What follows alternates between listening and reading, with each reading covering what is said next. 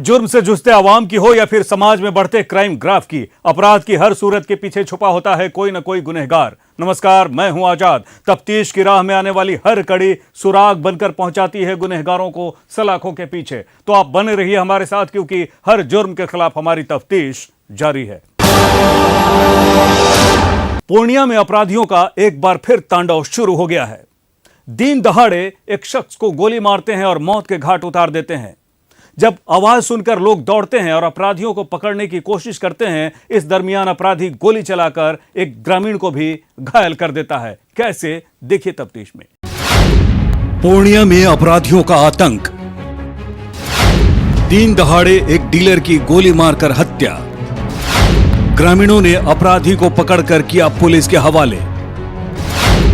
Police प्रशासन पर लोग उठा रहे हैं सवाल।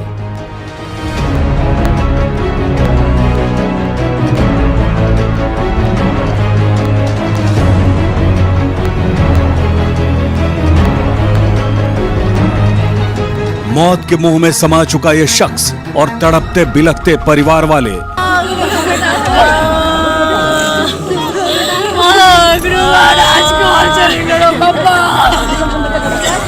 बेखौफ हत्यारों ने इस शख्स का पीछा किया, दिन दहाड़े गोली मारी और मौत के घाट उतार दिया। वारदात की जानकारी के बाद घटनास्थल पर लोगों की भीड़ उमड़ पड़ी। चारों तरफ कोहराम मच गया। परिवार वालों के चीख पुकार से पूरा माहौल गमगीन हो उठा। दरअसल पूर्णिया के रुपौली थाना के डोभा घाट पुल के पास गुरुवार को दिन के 3:30 बजे बाइक सवार 3 अपराधियों ने डीलर कैलाश जायसवाल को गोलियों से छलनी कर दिया। गोली लगने के कारण मौके पर ही उनकी मौत हो गई। कैलाश को गोली मारते देखकर गांव का ही एक युवक मिथुन कुमार उन्हें बचाने के लिए दौड़ा, लेकिन अपराधियों ने उसे भी नहीं छोड़ा। उसके पेट में गोली मार दी। मिथुन को गंभीर हालत में इलाज के लिए सदर अस्पताल भेजा गया, जहां से उसे निजी अस्पताल ले जाया गया। इस घटना के बाद ग्रामीण काफी उग्र हो गए। ग्रामीणों ने खदेड़ कर एक अपराधी अजीत कुमार को पकड़ा और उसकी जमकर पिटाई की। मृतक का बेटा देवराज का कहना है कि उसके पिता को अन्य डीलरों ने ही साजिश के तहत हत्या करवाई है। उसने कहा कि उसके पिता बुलेट गाड़ी से आ रहे थे। उसी गाड़ी पर दूसरा डीलर प्रकाश मंडल भी बैठा था। अपराधियों ने उसको कुछ नहीं किया, जबकि उसके पिता को गोली मारकर मौत के घाट उतार दिया। मेरे रुपौली काम से गए थे, उधर से लौटने के क्रम में डोभा पुल के पास घटना को अंजाम दिया गया। मारने वाला शूटर था और उनके पीछे जो बैठे थे, अब उन पे भी मेरा शक है। उनके साथ थे, आखिर लोकेशन कौन दे रहा था कि रुपौली से आ रहे हैं, यहाँ है वहाँ है। उसने नाम लेकर कहा कि डीलर महेंद्र रजक, कारेलाल शर्मा और प्रकाश मंडल द्वारा साजिश के तहत उसके पिता की हत्या कराने की आशंका है।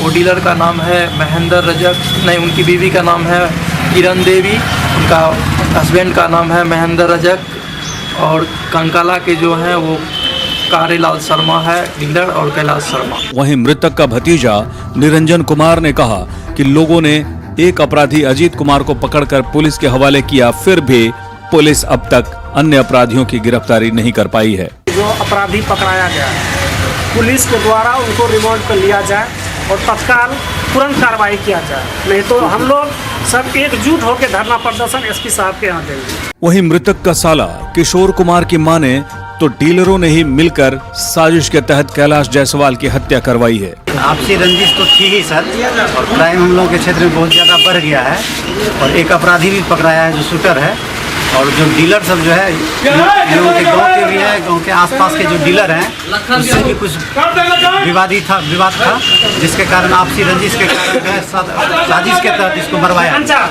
इस मामले में पड़ोसी चंदन ने कहा कि पल्सर गाड़ी पर सवार 3 अपराधी आए और डीलर कैलाश जायसवाल और मिथुन कुमार को गोली मारकर भागने लगे। जब ग्रामीणों ने उन्हें खदेड़ा तो अपराधी कई राउंड फायरिंग किए। इसके बावजूद ग्रामीणों ने खदेड़कर एक अपराधी अजीत को पकड़ लिया। 2 अन्य अपराधी भागने में सफल हो गए।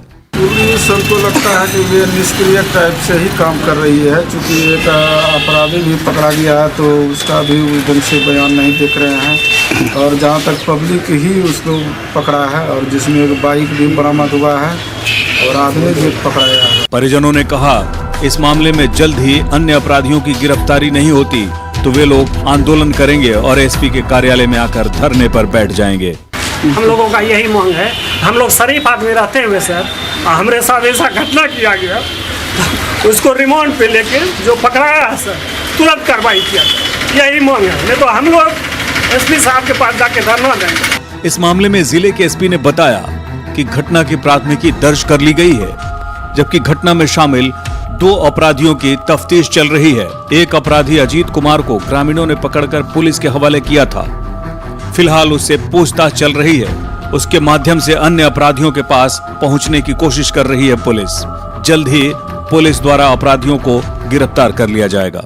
कल रुपौली में शाम को 3 अपराध कर्मियों के द्वारा एक डीलर की गोली मार के हत्या कर दी, जिसकी अंदर 14 मौत हो गई। जिसमें भागने के क्रम में ग्रामीणों के द्वारा एक आदमी को पकड़ा गया, जिसमें भागने के क्रम में उनके द्वारा गोली चलाई गई, एक आदमी का घायल हुआ, जिसका इलाज चल रहा है। तो इसमें एक आदमी की अरेस्टिंग हुई है और बाकी अन्य बिंदुओं में पुलिस के द्वारा इन्वेस्टिगेशन किया जा रहा है। और इसमें सभी सीनियर ऑफिसर्स शाम से ही इस घटना को फॉलो कर रहे हैं और घटनास्थल पर भी गए थे और इसको हम लोग फॉलो कर रहे हैं। और एक आदमी को जिसको अरेस्टिंग की गई है उसे पूछताछ किया जा रहा है कि उसके अन्य सहयोगी कौन से और किस प्रकार से घटना को किया जा रहा है। उम्मीद है जल्दी इसमें केस में कुछ पॉजिटिव रिजल्ट मिलेंगे। पूर्णिया में लगातार हो रही आपराधिक घटनाओं से एक बार फिर पुलिस प्रशासन पर सवाल उठने लगे हैं।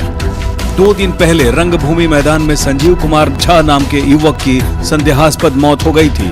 रुपौली में जिस तरह अपराधियों ने सरेआम डीलर समेत 2 अन्य लोगों को गोली मारी, इन घटनाओं के बाद पुलिस व्यवस्था पर बड़ा सवाल उठ रहा है। ऐसे में देखना है पुलिस कब तक अन्य अपराधियों को गिरफ्तार कर पाती है। तफ्तीश के लिए पूर्णिया से प्रवीण कुमार की रिपोर्ट, न्यूज़ 18 बिहार झारखंड।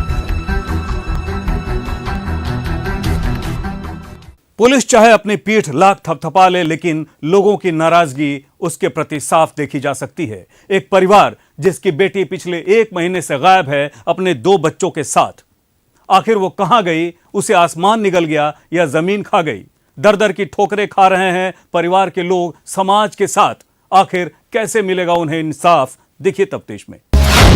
2 बच्चों सहित मां पिछले 1 महीने से है लापता। लापता लोगों का अब तक कोई सुराग नहीं। परिजनों द्वारा पुलिस पर निष्क्रियता का आरोप। न्यायालय की शरण लेने पर पुलिस ने किया मामला दर्ज। हाथों में बेटी की तस्वीर लिए पुलिस के आला अधिकारियों से लेकर मंत्री तक के दरवाजे पर दस्तक दे दिया पीड़ित परिवार ने। गांव और समाज के साथ लेकिन निराशा ही हाथ लगी है।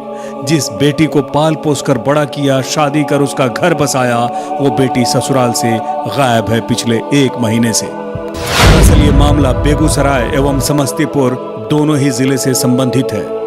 पीड़ित परिवार ने दोनों जिले की पुलिस पर निष्क्रियता का आरोप लगाया है।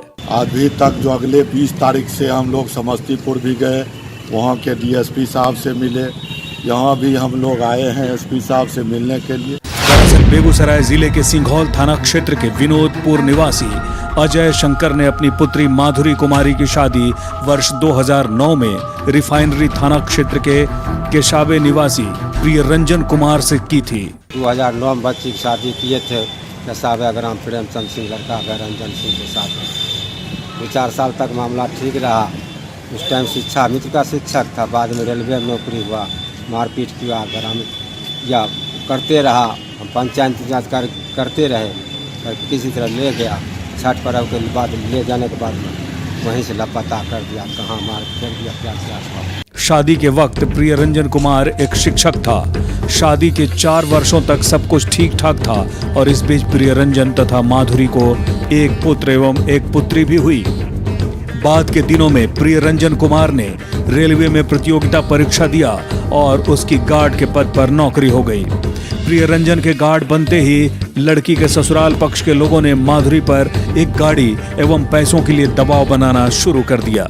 संबंध सर शुरू में तो ठीक था 4 साल तक। 4 साल के बाद वजह तब इस वजह से नौकरी पड़ गया, दहेज पर क्या गाड़ी 4 चक्का गाड़ी मांगना शुरू किया। हम देने से नाचार थे। हमको एगो बच्ची का और शादी करना, हम अपना स्थिति देख कर चल रहे। फिलहाल प्रियरंजन समस्तीपुर में कार्यरत है। परिजनों का आरोप है कि 1 वर्ष पूर्व प्रियरंजन कुमार ने ससुराल के लोगों को बच्चों को बेहतर शिक्षा का वास्ता देकर अपनी पत्नी माधुरी एवं दोनों बच्चे आदित्य एवं अदिति को लेकर समस्तीपुर चला गया। मेरा शादी हुई, उसमें शिक्षक था, 2 बच्चे हुए, एक लड़का एक लड़की। उसके बाद उसका प्रमोशन हो गया, वो गार्ड बाबू बन गए, धन दौलत बढ़ गई, उसके साथ साथ प्रताड़ना भी बढ़ गई। क्या क्या इस स्तर पर ले गए हैं अपनी ड्यूटी का बहाना, कि हम गार्ड में ड्यूटी पर जा रहे हैं। लेकिन माधुरी के माता एवं पिता ने आरोप लगाया कि माधुरी एवं दोनों बच्चों को ले जाने के बाद प्रियरंजन के द्वारा लगातार उन दोनों को प्रताड़ित किया जाता रहा और मारपीट भी की जाती रही। पिछले 19 नवंबर से माधुरी अपने दोनों बच्चे आदित्य एवं अदिति के साथ लापता है, लेकिन इस संबंध में प्रियरंजन या उसके परिवार के लोग कुछ भी बताने से इनकार कर रहे हैं। मारपीट करके घर से भगा दिया है, वहाँ न पता। नाती बोलते थे जब मारपीट पापा मेरे करते, मम्मी की मेरे। वहीं इस मामले के सामने आने के बाद तथा पुलिस पर लगातार दबाव बनाने के बाद पुलिस ने रेलवे से 19 नवंबर का सीसीटीवी फुटेज निकलवाया। सीसीटीवी फुटेज में स्पष्ट देखा जा रहा है कि माधुरी अपने दोनों बच्चों को अलग अलग कहीं ले जा रही है। सीसीटीवी फुटेज आने के बाद समस्तीपुर की पुलिस ने कुछ प्रत्यक्षदर्शियों से पूछताछ भी की, लेकिन उसके बाद से भी माधुरी एवं दोनों बच्चों का पता नहीं चल रहा है। बच्चा को देखे खड़े अकेले दोनों को तो हम बोले रे तेरी मम्मी और पापा कहाँ है, तुम अकेले खड़ी हो। तब बोला कि मम्मी वो है। तो हम ऐसे ताके ऊपर सीढ़ी पड़े तो देखे कि वो अटैच अथी उतार रही थी बैग। तो हम बोले भाभी आप अकेले उतार रहे हैं, भैया नहीं है। तो भैया ड्यूटी में। तो हम तो शुरू से टीटी गार्ड के घर में काम करते तो जानते हैं कि वो लोग को छुट्टी मिलता नहीं है हाल ही। अब गांव के लोग भी माधुरी के पिता के साथ हैं। लोगों का कहना है कि यदि जल्द ही माधुरी एवं दोनों बच्चों की खोजबीन नहीं की गई तो ग्रामीण उग्र आंदोलन तथा आत्मदाह करने को विवश होंगे। 1 महीना हो गया, एक लड़का है, एक बच्ची है और अजय शंकर की बेटी है। अगर वह रिकवर नहीं होती है, नहीं मिलती है, तो हम पूरे गांव, पूरी पंचायत अमन अनशन पर बैठेंगे और इसके लिए आंदोलन भी तेज करेंगे। गौरतलब है कि माधुरी के दादा हरदेव कुमार सेवानिवृत्त फौजी हैं और अब वृद्ध हो चले हैं। हरदेव कुमार की माने तो सैनिक देश की सेवा के लिए अपना तन मन निछावर कर देते हैं, लेकिन स्थानीय स्तर पर सैनिक के परिवारों को सुरक्षा देने में पुलिस नाकाम है। इस देश के लिए हमने क्या किया और इस देशवासी ने हमारे लिए क्या किया, इस पर इंसाफ चाहिए और मैं कुछ नहीं चाहता हूँ। 1 महीने बीत जाने के बावजूद माधुरी एवं उसके 2 बच्चों के नहीं मिलने से अब स्थानीय लोगों में आशंका एवं भय व्याप्त है। लोगों का कहना है कि माधुरी के पति प्रियरंजन के द्वारा एवं उसके अन्य रिश्तेदारों के द्वारा एक सोची समझी साजिश के तहत पहले माधुरी का अपहरण किया गया और फिर उसकी हत्या कर दी गई। लोगों की मांग है कि पुलिस सारे बिंदुओं पर गहराई से जांच कर अनुसंधान का काम तेज करे। अभय रंजन के जो रिश्तेदार हैं समस्तीपुर के 2, एक विद्यापति नगर साइड के हैं, एक और प्रॉपर समस्तीपुर में है।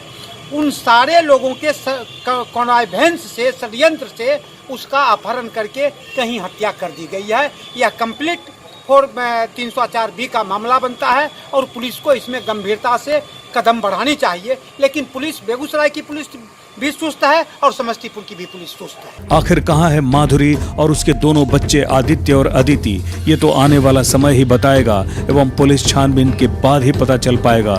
लेकिन सवाल यहाँ ये खड़ा होता है कि आखिर 1 महीने बीत जाने के बावजूद पुलिस के हाथ अब तक खाली क्यों हैं? तफ्तीश के लिए बेगूसराय से संतोष कुमार की रिपोर्ट। सासाराम में हत्यारों ने एक 20 वर्षीय विवाहिता को उसके घर में घुसकर जब वो अपनी बहनों के साथ बैठी हुई थी गोली मारी और फरार हो गए। गौरतलब है कि उस विवाहिता की मां की हत्या 3 महीने पहले कर दी गई थी जब वो बैंक से पैसे निकालने जा रही थी। गौरतलब है कि पुलिस के लिए ये विवाहिता जिसकी मृत्यु हो गई वो एक अहम सुराग थी अपनी मां की हत्या में। आरोप लग रहा है कि उसकी हत्या उसके पिता ने ही कराई। क्यों? देखिए तफ्तीश में। विवाहिता की गोली मारकर हत्या, घर में घुसकर दिया घटना को अंजाम, अपराधी हत्या कर आराम से हो गए फरार, हत्यारों का अब तक नहीं कोई सुराग।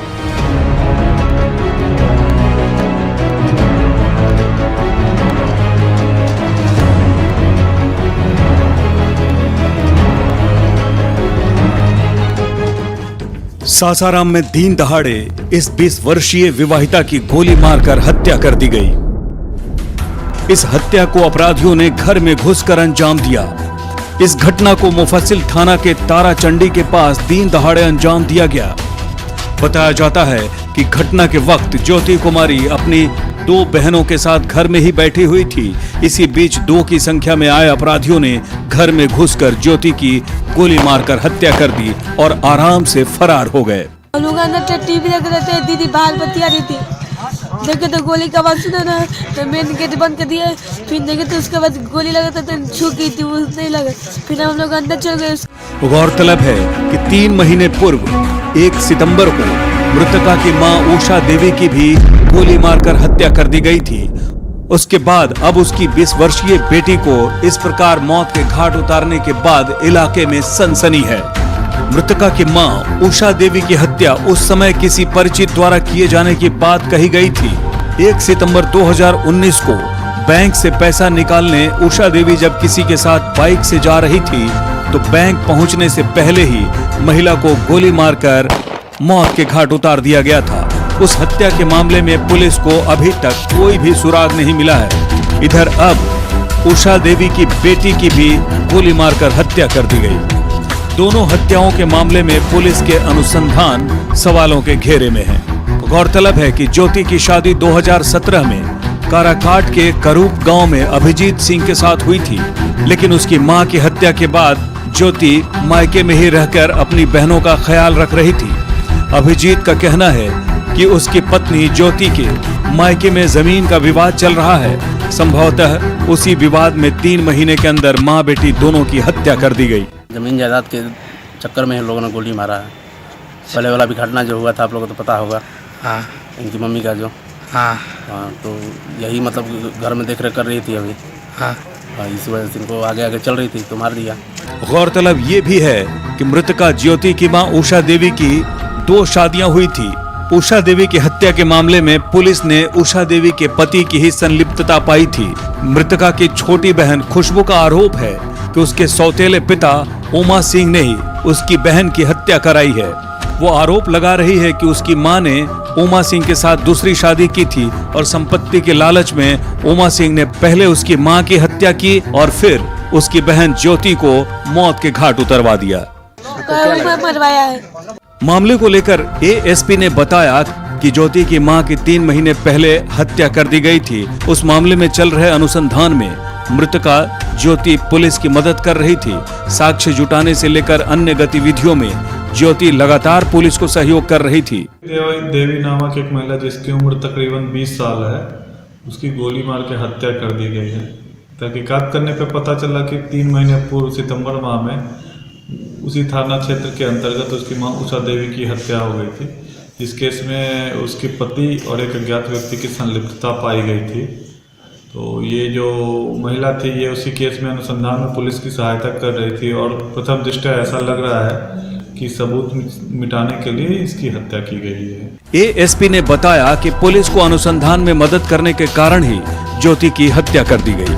जिस तरह से दिन दहाड़े एक महिला को घर में घुसकर अपराधी गोली मारते हैं और फरार हो जाते हैं, ये कानून और व्यवस्था के मुंह पर तमाचे की तरह है। इस तरह की घटनाएं प्रशासन को सवालों के घेरे में लाती हैं। तफ्तीश के लिए सासाराम से अजीत कुमार की रिपोर्ट, न्यूज़ 18 बिहार झारखंड। अपराधी चाहे लाख शातिर हो, तफ्तीश की दिशा अगर सही है तो बच नहीं सकता कोई भी गुनहगार सलाखों के पीछे जाने से। तो पुलिस चाहे सोई हो, मुजरिम चाहे कोई हो, आप बने रहिए हमारे साथ, क्योंकि हर जुर्म के खिलाफ हमारी तफ्तीश बदस्तूर जारी है।